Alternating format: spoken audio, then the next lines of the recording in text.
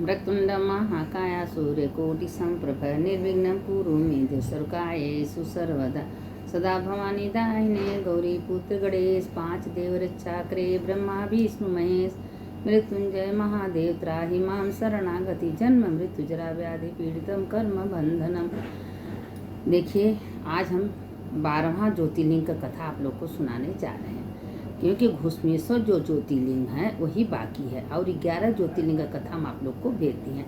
अब हम आप लोगों से बार बार यही कहते हैं कि पिछले जो 12 ज्योतिर्लिंग है उसको रोज़ सुनिए, एक बार रोज़ सुनिए। रोज़ सुनने के बाद उसको बोलिए, क्योंकि यह 12 ज्योतिर्लिंग मामूली नहीं है। पूरे प्रसिद्ध देश में जो 12 ज्योतिर्लिंग का भगवान का स्वरूप है वही। अगर आप 12 ज्योतिर्लिंग का नाम ले रही हैं, कथा सुन रही हैं, तो आपके हृदय महादेव विराजमान होंगे। आपके अंदर बहरे भीतर जो भी पाप है सब नष्ट हो जाएगा, क्योंकि श्री पुराण कहती है, हम तो कहने वाले हैं नहीं। तो इसीलिए कहते हैं कि आज 12 ज्योतिर्लिंग का कथा हम 12वां डालने जा रहे हैं। और जो पीछे का है रोज लगा के एक बार जरूर सुनिए। अब सुनिए। सौराष्ट्रे सोमनाथम च श्रीशैले मल्लिकार्जुन उज्जैनिया महाकालम ओंकारम ममलेश्वर पल्याम वैद्यनाथम च डाकनियम भीमशंकरम सेतुबंधे तु रामेशम नागेशम दारुका बने वाराणस्यम तु विश्वेशम त्रयंकम गौतमी तटे हिमालय तु केदारम घुसमेशम च शिवालय एतानि ज्योतिर्लिंगानि सायं प्रातः पठें सत्य जन्म कृतम पापम स्मरण विशति। 1 मिनट लगता है, इसको आप लोग रोज सुनिए। ये सातों 12 ज्योतिर्लिंग का कथा बहुत महिमा है। ये सातों पूरी का भी महिमा है। नाम रोज लीजिए। अयोध्या, मथुरा, माया, काशी, कांची, अंतिकापुरी, द्वारावती, सत्या, मोक्षदायक है। और अब हम ज्योतिर्लिंग का कथा भेजने जा रहे हैं। थोड़ा सा आज होलिका दहन है, पूर्णमासी है, होलिका देवी का कथा भी डाल दे रहे हैं। अब सुनिए कि देखिए 12वां ज्योतिर्लिंग कैसे उत्पन्न हुआ। अब एक ब्राह्मण थे, वो पहाड़ के ऊपर, पर्वत के ऊपर रहते थे। बहुत मतलब कि अच्छे थे, मतलब भगवान का भक्ति, शिव जी का हमेशा पूजा आराधना करते थे। उनका शादी सुदेहा से हो गया था, और सुदेहा से हो गया, बहुत कुलचित था, लेकिन बहुत दिन हो गया उनको कोई संतान नहीं हुई। अब वो हमेशा सबको ताना मारते थे कि बाजिन का मुँह नहीं देखना, ऐसे सब बोलते हैं। अब वो अपने पति से आके कहती थी कि हमको भगवान सब दिए, एक संतान नहीं दिए, आप दूसरी शादी कर लीजिए। कहे अगर हम शादी कर लेंगे तो तुम्ही को कष्ट होगा। कहे नहीं, हमको कष्ट नहीं होगा, आप शादी कर लीजिए एक संतान के लिए, क्योंकि बिना संतान का दुनिया आगे नहीं चलती है। संतान तो आगे का पीढ़ी बढ़ाता है। हम लोग का पिंडदान कौन करेगा? मेरी एक छोटी बहन है खुशमा, उसी से कर लीजिए। कहें बार बार हम कर रहे हैं, जिद मत करो, हम बहुत खुश हैं। नहीं संतान है तो क्या हुआ, हम शिव जी की भक्ति में लगे हैं, ठीक है। नहीं मानी, जिद करके अपनी छोटी बहन से शादी करा दिया। छोटी बहन बहुत धर्म, शिव जी के पूजा करना, 108 शिवलिंग पर डे पार्थिव पूजा बनाती थी मैके से ही, और रोज तालाब में विसर्जन करती थी। उसका नियम था, पर डे का नियम था कि रोज इना पर डे 108 शंकर जी बनाती, विधिवत पूजा करती थी। करने के बाद जब पूजा उजा हो जाता था तो तालाब में विसर्जन कर देती थी। अब वो करते करते जब छोटी बहन से नहीं मानी, जबरदस्ती अपने बहन से शादी करवा दी खुशमा से। जब शादी हो गया, फेरावई आने के बाद एक खूब सुयोग सुंदर पुत्र उसको हुआ। अब वो पुत्र दिन पर दिन बड़ा होने लगा। जब पुत्र बड़ा हो तो उसको पता चला कि मेरी माँ खुशमा है, सुदेहा नहीं है। अब वो थोड़ा सा लगाव होने लगा। और उसके बाद जब लड़का और कुछ दिन बड़ा हुआ तो उसकी शादी भी हो गई, पत्नी भी आ गई। अब जब शादी हो गया, पत्नी आ गई, तो अब उसको जलन होने लगा, ईर्ष्या होने लगी। अब वो जलन में सोची कि इसको तो सब ज़्यादा सम्मान करें, इसको बेटा भी हो गया, बहू भी आ गई, ये तो हर जगह से संपन्न है भाई, भगवान का भक्ति भी करे, उसको ज़्यादा लोग इज्जत सम्मान दे रहे हैं। उसके मन में चीड़, जलन के मारे पूरी शरीर में उसको मतलब चीड़ होने लगा। एक दिन क्या हुआ कि क्रोध में आके जब उसका बेटा बहू कमरे में सोई थी और नींद में सोया था, चक्कू लेके छुरी से काट काट के एक बुरिया में भर के और उसके बेटे को तालाब में बहा दी। और वहाँ मार खूने खून। अब उसकी पत्नी देखी तो कहीं मेरे पति के संगे क्या हो गया। अब लगी रोने, लगी चिल्लाने। अब वो भी दिखाने के लिए लगी रोने कि हाय रे, मेरे बेटे को क्या हो गया, मेरे बेटे को क्या हो गया। और उसी का कुल करा धरा था।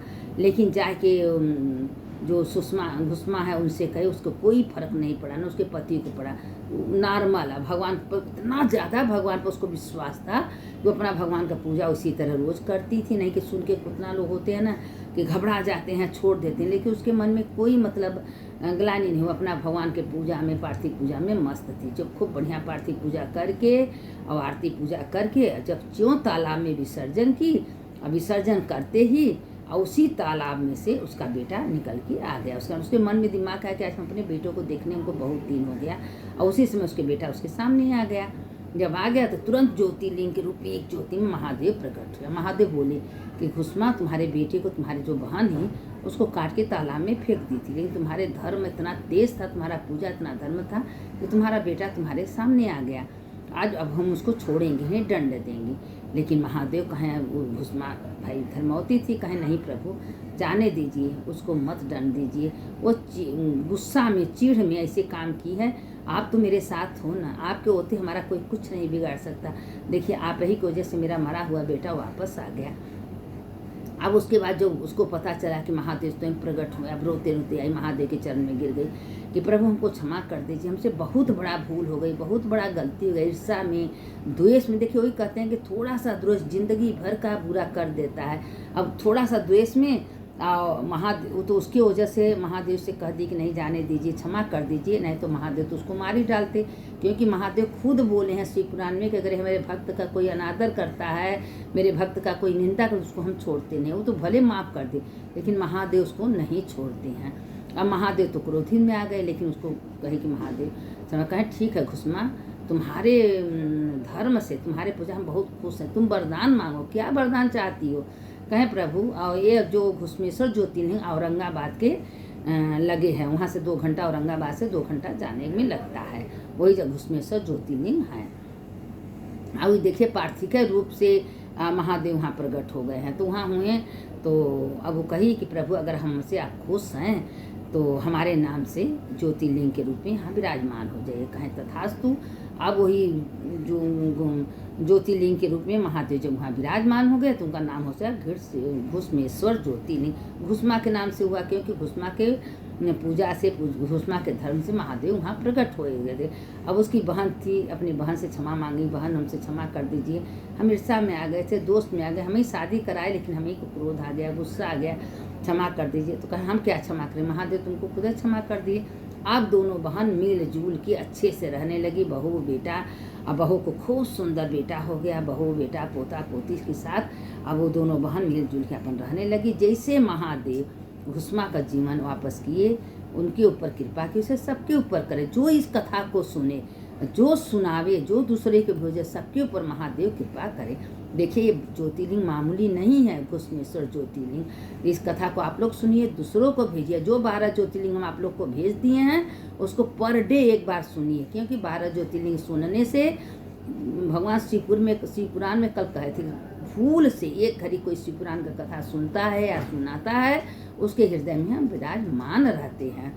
तो ये 12 ज्योतिर्लिंग का कथा है। अब ये थोड़ा सा देखिए, आज होलिका दहन है। अब 8:30 बजे के करीब आप लोग जाइए, होलिका में परिक्रमा करिए, कम से कम 5, 7, 11 या 21 जितना हो सके परिक्रमा करिए। एक सूखा नारियल ले जाइए, होलिका में डाल दीजिए, अगर खीर बनाई हो तो खीर डाल दीजिए, गुजिया डाल दीजिए, मीठा का चीज़ डाल के परिक्रमा करिए, पूजा करिए, दीप जलाइए। पूजा करने में कोई दोष नहीं है। उसको जो आपके घर में है अपटन बुआ जो रहता है उसमें डाल दीजिए, करिए, भगवान से क्षमा करिए, होलिका माता से, हे होलिका माता जैसे दिन है साल भर का दिन हमारे घर में खुशहाली दीजिए, माता रानी से क्षमा प्रार्थना कर लीजिए। तो अब क्या हुआ कि देखिए लोग कहते हैं ना कि जो हिरण्यकश्यप था वो अपने बहन को होलिका में बैठा, उसी के लिए आज होलिका दहन हुआ। तो ठीक है, उसका भतीजा प्रहलाद थे। प्रहलाद हमेशा भगवान के भक्त थे, विष्णु भगवान नारायण नारायण नारायण हरि हरि हरि नारायण हमेशा जपते थे और सबको भक्ति में लीन कर दिए थे। क्योंकि भाई पेट में से ही भगवान नारद के कुटिया में थे, इसीलिए भक्ति उनके अंदर आ गई। राक्षस के घर में होते हुए भी भगवान में लीन थे। अब भगवान में जो लीन रहेगा उसका कोई बाला नहीं कर सकते कि भगवान हमेशा उसके अंग संग में रहते हैं, हमेशा उसका रक्षा करते हैं। पापी के संगे भगवान नहीं रहते हैं, पापी के संगे तो उसका पाप कर्म का फल देते हैं, लेकिन अच्छे लोग के संगे हमेशा भगवान विराजमान होते हैं। देखिए प्रहलाद को कितना कष्ट मिला, पहाड़ से गिराया गया, सांप के आगे रखा गया, जहर दिया गया, लेकिन भगवान हर समय उनका रक्षा किए। तो अब वो जब लास्ट में हुआ कि अपने बहन से कहीं कि बहन इसको हम इतना कुछ कर रही, मर नहीं रहा है। कहें बहन भैया सोचो, आज हम होलिका दहन है, अरे होलिका बनाइए, हमको आशीर्वाद मिला है, वो ब्रह्मा जी दिए हैं, हम अपने दुपट्टा को प्रहलाद को लेके बैठ जाएंगे, प्रहलाद जल जाएगा, हम बच जाएंगे। कहें ठीक है। अब जब होलिका में आ गएगा तो सोची कि मेरा भतीजा के कुछ हो जाएगा तो हम क्या करेंगे। अपना जो दुपट्टा था अपने भतीजा को प्रहलाद को ओढ़ा दी और अपने किनारे हो गई। तो अपने तो जल गई, लेकिन प्रहलाद ने साक्षात अग्नि के रूप में से प्रकट हो गए। अब उसको सबको हो गया कि बुरे कर्म का बुरा दे, लेकिन बुरा का नहीं, जो प्रहलाद की बुआ थी उसके मन में कोई पाप नहीं। देखिए हम अपने मन से नहीं बोले, शास्त्र की बात बोले। लोग जानते हैं कि बुरे कर्म का बुरा नहीं, तो ये बात नहीं है। उसके मन में था कि मेरा भतीजा जल जाए, हमको तो वरदान मिला है, हम बच के क्या करेंगे। वो अपना जो दुपट्टा थी वो दुपट्टा प्रहलाद को ओढ़ा दी, और जब प्रहलाद को दुपट्टा ओढ़ा दिए तो प्रहलाद बच गए और होलिका जल गई। तो वही दिन से आज तक होलिका दहन का कार्य होता है। पूर्णमासी को होलिका लोग बना के होलिका का पूजा करते हैं, परिक्रमा करते हैं और पूजा करते थे होलिका दहन का। तो इसलिए पकवान लोग गुजिया है, नमकीन है, मीठा है बनाते हैं, 4 लोग आते हैं, मिलते हैं, जुलते हैं। यह त्यौहार बहुत अच्छा होता है, तो इस कथा को सुनना चाहिए। कल आज होलिका दहन है और कल होली है, तो इसीलिए कहते हैं कि जो भी आज के दिन जितना भी एक माला जप करेगा, भगवान का नाम लेगा, अच्छे कर्म करेगा, आज उसको करोड़ों करोड़ों का फल मिलेगा, क्योंकि आज का दिन बहुत अच्छा होता है। और इसीलिए कहते हैं कि कथा सुनना व्यर्थ नहीं जाता। और एक सबसे बड़ा ज्ञान विद्यादान है। अगर विद्यादान कोई दे रहा है, सुन रहा है, तो उसको सुनना चाहिए। और शिव पुराण में भगवान स्वयं कहते हैं, कोई शिव पुराण अगर एक घड़ी पढ़ता है, एक श्लोक पढ़ता है या दूसरों को सुनाता है, तो उसके हृदय में हमेशा वास में, उसका जीवन कभी व्यर्थ नहीं जाता, वो अंतिम में हमारे ही लोक में आता है। हम अपने मुझ को संभाल लेते हैं। तो इसीलिए कहते हैं शिव पुराण व्यर्थ नहीं, आप लोग रोज़ सुनिए, दूसरों को भेजिए। सदा भवानी दाहिने गौरी पुत्र गणेश, 5 देव रक्षा करे, ब्रह्मा विष्णु मृत्युंजय महादेव त्राहि मां शरणागति। जन्म मृत्यु जरा व्याधि पीड़ितम कर्म बंधनम, सानंदम आनंद बने वसंतम, आनंद कंदम हत पाप वृंदम, वाराणसी नाथ मनाथम, श्री विश्वनाथ शरणम प्रपथे, श्री विश्वनाथ शरणम प्रपथे। यह सब विश्वनाथ की नगरी का है महिमा। ये भी है, रोज बोल लिया करो। विशेषम माधवम ढूंढी दंडपाणि च भैरव, वंदे काशी गुहाम गंगा भवानी। मणि काशी का परिक्रमा होता। सुनने वाले की जय हो, सुनाने वाले की जय हो।